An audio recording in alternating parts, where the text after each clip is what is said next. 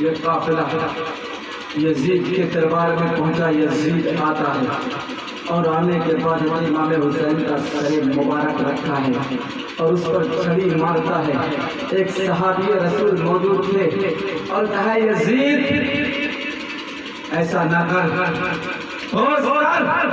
یہ وہ لب مبارک ہے جس کو میں نے نبی کریم علیہ السلام کو چومتے ہوئے دیکھا ہے. ایک یہودی موجود تھا، اس نے کہا تم نے اپنے نبی کے نواسوں کا قتل کر دیا. حضرت موسیٰ علیہ السلام، حضرت داؤد علیہ السلام، آج ان کے خاندان کے جو لوگ ان کی عزت و تکریم کرتے ہیں، اور تم کیسے مسلمان ہو جس نبی کا کلمہ پڑھتے ہو اسی نبی کی اولاد کو قتل کر دیا. اس وہاں اس جگہ پر ایک عیسائی میں موجود تھا. اس عیسائی نے کہا جس گدھے کی سواری میرے ہمارے عیسیٰ کیا کرتے تھے، عیسیٰ مسیح، اس عیسیٰ کے مسیح کے گدھے پہ جو نال لگی تھی اس نال کی بھی ہم عزت و تکریم کرتے ہیں، اس نال کو بھی ہم دیدار کرنے کے لیے لے جاتے ہیں. لیکن یزید تم کیسے ہو؟ تم نے اپنے ہی نبی کے نواسے کو قتل کر دیا. اس نبی کا کلمہ پڑھتے ہو، ان کی اولاد کو بھی قتل کر دیا اور ان کے ہی گھر والوں کو قیدی بنا دیا. یزید نے اب دیکھا کہ حالات انتشار ہو جائے گا، کیونکہ 700 کرسی لگی تھی، بڑے بڑے امیر موجود تھے، بڑے بڑے وزیر موجود تھے، بڑے بڑے سردار موجود تھے. یزید کو لگا کہ اب بغاوت ہو جائے گی، کیونکہ اس کی اور بھی محب اہل بیت تھے، حسین کے چاہنے والے موجود تھے، حسین کے نعرے لگانے والے لوگ اس دور میں بھی موجود تھے. یزید کو لگا کہ لوگ بغاوت کر دیں گے، بغاوت ہو جائے گی. اس نے اپنے وزیر سرجون سے مشورہ کیا. سرجون نے کہا فی الحال کے لیے ان لوگوں کو قید خانے میں ڈال دیا جائے. حضرت سیدہ زینب، حضرت امام زین العابدین اور جو قافلے والے تھے سب کو قید خانے میں ڈال دیا گیا. اور جو 72 سر تھے، سارے 72 سر رات کا وقت ہوا، ایک سبز خیمہ بنایا اور ان 72 سروں کو اسی خیمے میں رکھ دیا اور 72 لوگوں کو رکھوالی کے لیے رکھ دیا. اسی جزیری 72 رکھوالی کرنے والے میں سے ایک شخص سلیمان بن حیمت سے بیان کرتا ہے کہ میں رات کا جب وقت ہوا، رات کی تاریکی ہوئی، یزید نے اس لیے سروں کو رکھوایا کہیں ایسا نہ ہو اس سروں کو کوئی اٹھا لے جائے، کیونکہ محب اہل بیت چاہنے والے لوگ موجود تھے. یزید جب امام حسین کی شہادت کے بارے میں لوگوں کو پتا چلا تو لوگوں نے یزید کو برا بھلا کہنا شروع کر دیا. بہت سے لوگوں نے یزید پر حملہ بھی کیا، لیکن اس کے پاس فوج کی طاقت تھی، ستا کی طاقت کی، جس کی بنیاد پر وہ بچتا رہا. اس نے خیموں کو تیار کر کے ان 72 سروں کو ان خیموں میں رکھا اور ان 72 لوگوں کو رکھوا دیا، لگا دیا کہ رات بھر تمہیں ان سروں کی رکھوالی کرنی ہے. حضرات محترم، ان 72 رکھوالی کرنے والوں میں سے ایک شخص سلیمان بن حیمش کو بتاتا ہے کہ رات کا جب وقت ہوا، رات کا جب وقت ہوا کیا دیکھتے ہیں، کیا دیکھ کر حسین کے سر مبارک سے ایک نور روشن ہوتا ہے اور روشنی پورے آسمان تک چھا جاتی ہے. یہ پورا چاروں طرف اجالا ہی اجالا ہو جاتا ہے، چاروں طرف روشنی ہی روشنی ہو جاتی ہے. ایک بات یہاں کرنا چاہتا ہوں کہ یزید نے خیمہ کیوں بنوایا؟ اگر اسے یہ ڈر تھا کہ محب اہل بیت حسین کے سر مبارک کو اٹھا لے جائیں گے تو اپنے محل میں رکھ سکتا تھا. محل سے زیادہ حفاظت کی جگہ کیا ہو سکتی تھی؟ یزید سب سے پہلے اس امام حسین کے سر مبارک کو گھر پر ہی لے گیا. جب اس نے گھر پر رکھا اس کی بیوی کی نگاہ پڑی، اس کی بیوی بے ہوش ہو کر گر جاتی ہے. یزید اپنی بیوی سے سوال کرتا ہے تم بے ہوش کیوں ہو گئی، تم نے کیا دیکھا جس کی وجہ سے تم بے ہوش ہو گئی؟ تو اس کی بیوی کہتی ہے کہ میں نے یہ دیکھا حسین کے سر مبارک سے روشنی نکلی، نور نکلا اور پورا چھت تک روشن ہو گیا. اس روشنی کو دیکھ کر میں بے ہوش ہو گئی. یزید نے کہا جو تو نے دیکھا ہے وہی میں نے بھی دیکھا ہے، لیکن کسی سے بتانا نہیں. حسین کو یہ اگر بتا دو گی تو حسین کا مرتبہ اور بلند ہو جائے گا، حسین کے چاہنے والے اور حسین پر مرنے کو تیار ہو جائیں گے. رات محرم اس نے 72 خیمے بنوائے، اس نے سبز رنگ کا خیمہ بنوایا اور 72 سروں کو رکھا تھا. 72 لوگ حفاظت کے لیے ہیں. انہیں میں سے ایک شخص سلیمان بن حیمت سے بتاتا ہے کہ رات کا جب وقت ہوا، رات کا دوسرا پہر شروع ہوا، کیا دیکھ کر گھوڑوں کی بھنگانے کی آواز آتی ہے. گھوڑے کی آواز آتی ہے، ایک تخت اترتا ہے. پھر کوئی منادی کرنے والا یہ اعلان کرتا ہے ہوشیار خبردار، اب اللہ کے عظیم پیغمبر حضرت آدم صفی اللہ تشریف لا رہے ہیں. حضرت آدم آتے ہیں, حضرت امام حسین کے سر مبارک پر دیکھتے ہیں اور کہتے ہیں حسین تجھے سلام ہو, تو نے شہادت کا حق ادا کر دیا, تو نے صبر کی معراج کو بتا دیا. اے حسین رب کائنات کے قاتل کو کبھی معاف نہ کرے. پھر کچھ دیر کے بعد گھوڑے کی ہنانے کی آواز آتی ہے, پھر تک چلتا ہے, پھر کوئی اعلان کرنے والا یہ اعلان کرتا ہے خبردار ہوشیار نو صفی اللہ کی سواری آ رہی ہے. پھر کچھ حضرت نو آتے ہیں, جیسے حضرت آدم نے جو کہا تھا وہی حضرت نو نے کہا. پھر حضرت ابراہیم خلیل اللہ کی سواری آتی ہے, اسی طرح دیگر انبیاء کرام کی سواری آتی ہے. پھر آخری میں نبی کریم علیہ السلام آقا انعامدار مدینے کے تاجدار کی سواری آتی ہے. نبی کریم علیہ السلام تشریف لاتے ہیں, آواز آتی ہوشیار خبردار اب صدا کے دولہا سید الانبیاء امام الانبیاء احمد مصطفیٰ محمد مصطفیٰ تشریف لا رہے ہیں. نبی کریم علیہ السلام تشریف لائے, حسین کے سر مبارک کو دیکھا, اس کے بعد تمام انبیاء کرام نبی کریم علیہ السلام کی بارگاہ میں تعزیت پیش کرتے ہیں اور نبی کریم علیہ السلام کی بارگاہ میں عرض کرتے ہیں اے نبیوں کے امام, تمہارے نواسے نے شہادت کا حق ادا کر دیا ہے, تمہارے نواسے نے کندھوں کی سواری کا حق ادا کر دیا ہے, تمہارے نواسوں نے ابن سید الاولیاء ہونے کا حق ادا کر دیا ہے, تمہارے نواسے نے خاتون جنت کی اولاد ہونے کا حق ادا کر دیا ہے, ارے تمہارے نواسے نے جنتی جوانوں کے سردار ہونے کا حق ادا کر دیا ہے.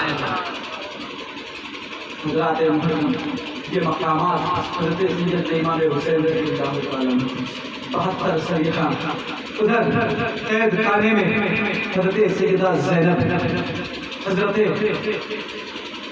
امام زین العابدین حضرت سیدہ سکینہ رضی اللہ تعالی عنہا موجود.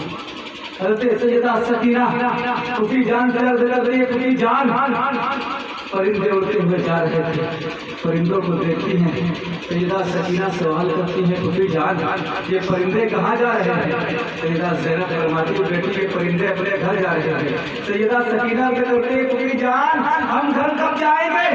ہمارے ابا ہمیں کب لینے آئیں گے؟ پھوپھی جان یہاں تو کھانا بھی نہیں ملتا کھانے کو, بھوک اور پیاس کی شدت ہے. حضرات محترم قید خانے کی دیوار کے پاس سے ایک شخص گزر رہا تھا. جب اس نے اس آواز کو سنی تو اپنے گھر گیا اور اپنی بیوی سے کہا تم حضرت امام حسین کی نیاز دلاتی ہو, اب کی جب نیاز دلانا اب کی ہفتے کا کھانا قید خانے میں قیدی لوگ ہیں, وہاں ایک چھوٹی بچی رو رہی, چھوٹی بچی فریاد کر رہی تھی, اس کی فریاد کو سن کر میرا دل تڑپ گیا. اب کی بات وہ کھانا تیار کرنا, اس کھانے کو لے جا کر کھینے میں دے دے ان قیدیوں کو دے دینا.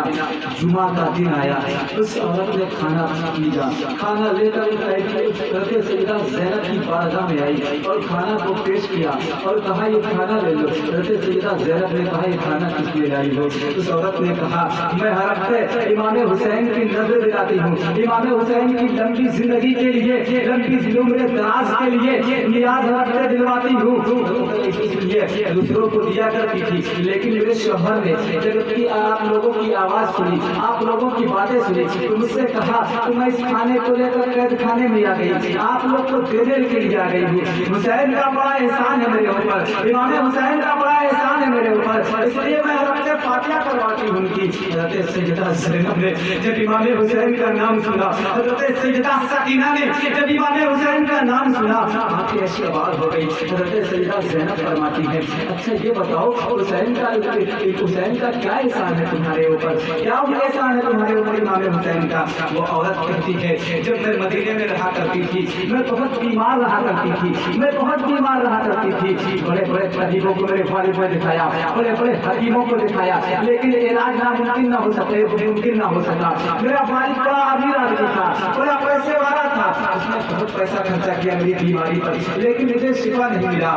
ایک دن وہ نبی کریم علیہ السلام کی بارگاہ میں لے کے گئے مجھے, نبی کریم علیہ السلام کی بارگاہ میں حاضر ہوئے مجھے لے کر, اور عرض کیا یا رسول اللہ मेरी बेटी बड़ी बीमार रहती है, इसको मैंने बड़े बड़े हकीमों को दिखाया, बड़े बड़े तबीबों को दिखाया, लेकिन इसका इलाज मुमकिन न हो सका, ये ठीक न हो सकी। कुछ देर के बाद उस अंदर से एक चांद से सूरत और चांद से चेहरे वाला बच्चा निकलता है और उसने मेरे सर पर हाथ रखा। उसी वक्त मुझे शिफा मिल गई, उसी वक्त मेरी सारी बीमारी दूर हो गई, उसी वक्त मुझे सेहत याबी मिल गई। मेरे बाबा ने, मेरे अब्बा ने सवाल किया, या रसूल अल्लाह, ये बच्चा कौन है? नबी करीम अलैहिस्सलाम ने इरशाद फरमाया, ये मेरा नवासा, मेरी बेटी फातिमा का बेटा हुसैन है। उसने कहा, इमाम हुसैन ने मेरे सर मुबारक पर हाथ रखा, मेरी बीमारी दूर हो गई, मुझे सेहत याबी मिल गई, मैं ठीक हो गई। उस दिन से मैं हर हफ्ते हर जुमा को इमाम हुसैन की नजर दिलाती हूँ, इमाम हुसैन की फातिहा कराती हूँ, जिनकी वजह से मुझे नई जिंदगी मिली है। मैं उनके उम्र दराज के लिए, उनकी तवील जिंदगी के लिए, उनकी लंबी जिंदगी के लिए अपने नियाज दिलाकर दुआ करती हूँ। इतना सुनना था, हज़रत सैयदा ज़ैनब की चीखें निकल गई, हज़रत सकीना की आंखों से आंसू जारी हो गए। सैयदा ज़ैनब फरमाती है, अब इमाम हुसैन की लंबी जिंदगी के लिए दुआ मत कराना। तो खातून कहती है, क्यों न कराऊंगा, हज़रत सैयदा ज़ैनब फरमाती है, क्योंकि हुसैन अब शहीद हो चुके, अब लंबी उम्र की दुआ कराने का कोई फायदा नहीं। तो खातून कहती है, आपको कैसे मालूम, आप कौन हैं, आपको कैसे मालूम कि हुसैन शहीद हो चुके हैं, आप कौन हैं, आगे तो बताइए। हज़रत सैयदा ज़ैनब फरमाती है, वो जो 7 साल की बेटी है वो हुसैन की बेटी सकीना है, और जो तेरे सामने मौजूद है वो हुसैन की बहन ज़ैनब है। इस औरत ने सुना तो बेहोश होकर गिर पड़ी। गुजरात में बहुत वक्त गुजरता गया। इसी दमिश्क के कैदखाने में, जिंदा में, अंधेरी कोठरी में सैयदा सकीना दरवाजे के करीब बैठकर इंतजार कर रही थी। बाबा हुसैन आ रहे होंगे, भैया अली अकबर आ रहे होंगे, एक सवार गुजरता है, एक मुसाफिर सवार पर सवार होकर गुजरता है। सैयदा सकीना उससे पूछती है, मुसाफिर कहाँ जा रहे हो?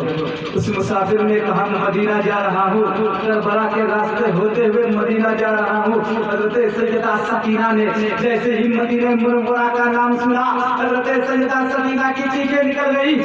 करबला का नाम सुना तो बेकरार हो गई और कहे, मुसाफिर करबला जा रहा है, जब करबला जाना तो मेरे बाबा से मेरा सलाम कह देना और कहना है, बाबा आपकी सकीना आपको याद कर रही है, आपका रास्ता देख रही है, आपका इंतजार कर रही है, आप आते क्यों नहीं?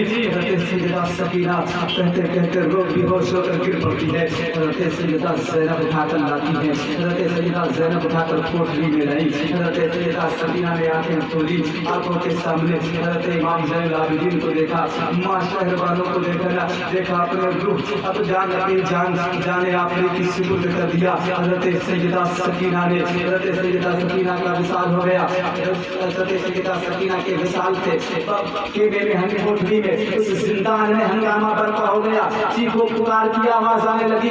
जब यजीद ने आवाज को सुना, इसकी आवाज में इतना दर्द था, उस आवाज में इतनी तड़प थी। यजीद ने देखा, जब आकर देखा, क्या देखता है कि हुसैन अपने भाई के सर मुबारक को लेकर बहन ज़ैनब गोद में लेकर या हुसैन के नारे लगा रही हैं, आंखों से आंसू जारी है। सैयदा ज़ैनब रो रही है और ज़ैनब के साथ काफिले वाले रो रहे हैं।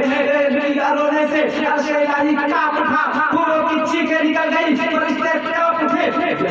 इस मंजर को देखा, सोचा कहीं ऐसा ना हो इनकी चीखें निकल रही इस तरह, कहीं दमिश्क में कोई बड़ा नाज़िल हो जाए, कहीं लोग बगावत में ना उतर आए, कहीं हुसैन के चाहने वाले तलवार लेकर मैदान में ना आ जाए। उसने ज़ैनुल आबिदीन को तन्हा में बुलाकर कहा, इब्ने ज़ियाद को की लानत हो, इब्ने ज़ियाद को लानत हो, अगर मैं हुसैन से बरह रास्त मिलता तो मैं हुसैन को तुम्हारे बाबा को कभी कत्ल न करता, मैं तुम्हारे बाबा को हरगिज़ न कत्ल करता। जो होना हुआ ना हो गया, अब तो आप मदीने वापस चले जाएं, आपको मदीना में भिजवा देता हूँ। हज़रत इमाम ज़ैनुल आबिदीन ने कहा, मेरी 3 चीजें पूरी कर दी जाए। यजीद ने कहा, कहो क्या आप कहते हो? इमाम ज़ैनुल आबिदीन ने कहा पहला ये कि मेरे बाप के कातिल को मेरे हवाले कर दिया जाए, दूसरा ये कि जुमा का दिन है, दमिश्क की मस्जिद में खुतबा मुझे देने दिया जाए, तीसरा मेरा काफिले वालों को मदीने मुनव्वरा तक का हिफाजत पहुंचा दिया जाए। यजीद ने पहली शर्त मानने से इनकार कर दिया, दूसरी शर्त मान ली कि मस्जिद में खुतबा देना, लेकिन यजीद को ये ख्याल आया अगर इमाम ज़ैनुल आबिदीन खुतबा देंगे लोगों में लोग सुनेंगे, इमाम अहले बैत की मोहब्बत में तड़प उठेंगे। उसने मशवरा लिया और उसने क्या किया, एक शामी खतीब को बुलाया और मिंबर पर खड़ा करा दिया। शामी खतीब की खुतबा देने लगा, बनु उमैया की तारीफ करने लगा, बनु उमैया के कसीदे पढ़ रहा था। उसने इमाम ज़ैनुल आबिदीन ने यजीद को मुखातब किया और कहा यजीद तूने मुझसे वादा किया था कि आज जुमा का खुतबा मैं दूंगा, तू मेरे साथ धोखा दिया। वहाँ पे बहुत से अमीर वजीर मौजूद थे, बहुत से सफीर मौजूद थे, सबने कहा इमाम ज़ैनुल आबिदीन को खुतबा देने दिया जाए। यजीद ने कहा जहाँ खड़े हो ज़ैनुल आबिदीन वहीं से खुतबा दो। लोगों ने कहा नहीं इन्हें मिंबर पर आने दिया जाए। हज़रत इमाम ज़ैनुल आबिदीन मिंबर पर आते हैं, मिंबर पर आने के बाद रब्बे कायनात का के हम लोग बयान करते हैं, उसके बाद नबी करीम अलैहिस्सलाम पर दुरूद पढ़ते हैं और फिर फरमाते हैं मुझे खुतबा देने का शौक नहीं है, वो और लोग होंगे खुतबा देने खतीब होने का शौक बनाते होंगे, खिताबत को खुद मुझ पर नाज करती है, खिताबत को खुद मुझ पर नाज करती है। लेकिन मैं अपने लोगों के सामने आया हूँ, हज़रत इमाम ज़ैनुल आबिदीन अहले बैत की पाकीज़गी पर, अहले बैत की तहारत पर, अहले बैत की मोहब्बत पर खुतबा देते हैं। जब खुतबा देते हैं दमिश्क के लोग सुनते हैं तो दमिश्क के लोगों में शोर बकाजारी हो जाता है, लोग आहें भरने लगते हैं, लोगों के आंखों से आंसू जारी हो जाते हैं। यजीद ने देखा कि सूरत हाल ये है, यजीद ने मौजूद को हुक्म दिया आज़ान दो, मुअज्जिन ने आज़ान दी अल्लाहु अकबर अल्लाहु अकबर। हज़रत इमाम ज़ैनुल आबिदीन चुप हो गए, हज़रत इमाम ज़ैनुल आबिदीन खामोश हो गए। यजीद मुअज्जिन आज़ान दे रहा है अल्लाहु अकबर अल्लाहु अकबर अल्लाहु अकबर अल्लाहु अकबर अशहदु अल्ला इलाहा इल्लल्लाह अशहदु अल्ला इलाहा इल्लल्लाह। जैसे ही अशहदु अन्ना मुहम्मद रसूलुल्लाह कहता है, हज़रत इमाम ज़ैनुल आबिदीन कहते हैं तुझे खुदा का वास्ता थोड़ी देर के लिए रुक जा, तुझे नबी करीम अलैहिस्सलाम का वास्ता थोड़ी देर के लिए ठहर जा। हज़रत इमाम ज़ैनुल आबिदीन यजीद को मुखातब करते हैं और कहते हैं यजीद ये बता किसके नाना का नाम लिया जा रहा है, तेरे नाना का नाम लिया जा रहा है अज़ान में या मेरे नाना का नाम लिया जा रहा है, ये बताओ। तुमने से किसी को ये कहने का शर्त है मैं इमामुल अंबिया का नवासा हूँ, कोई तुमने से ये कहने का हक रखता है कि मैं सैयदुल अंबिया का नवासा हूँ? ये हक सिर्फ हमें है।